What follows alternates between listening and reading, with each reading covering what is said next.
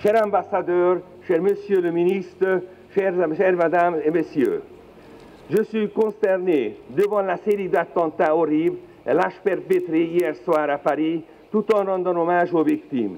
Cela ne fait même pas un an qu'on s'est réunis ici, au même endroit, à la suite des attentats de Charlie Hebdo.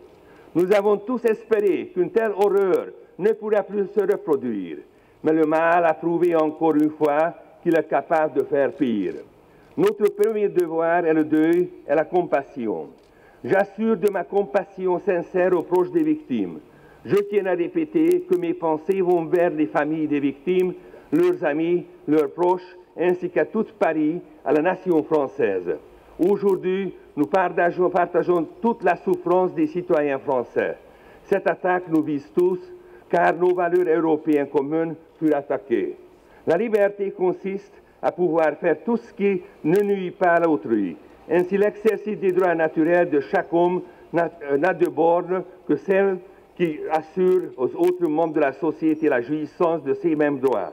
Ces bornes ne peuvent être déterminées que par la loi, déclare ainsi la Déclaration des droits de l'homme et du citoyen de 26 août 1789.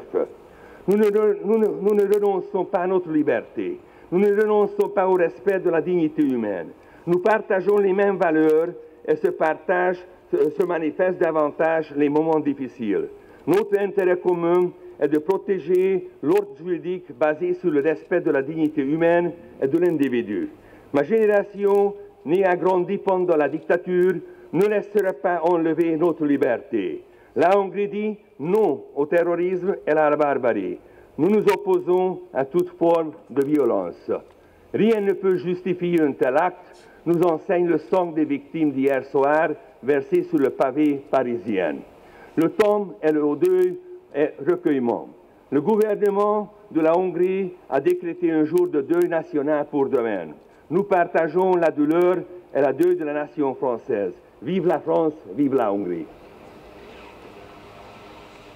Monsieur le ministre, mesdames et messieurs, messieurs les ministres, mesdames, je vous propose d'applaudir très fort les paroles de ce ministre de la Justice, ancien ambassadeur à Paris. Merci.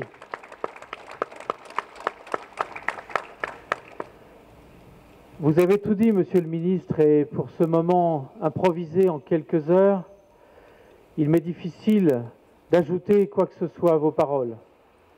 Difficile d'ajouter quoi que ce soit aux paroles du président de la République qui a dit ce matin que nous étions en guerre.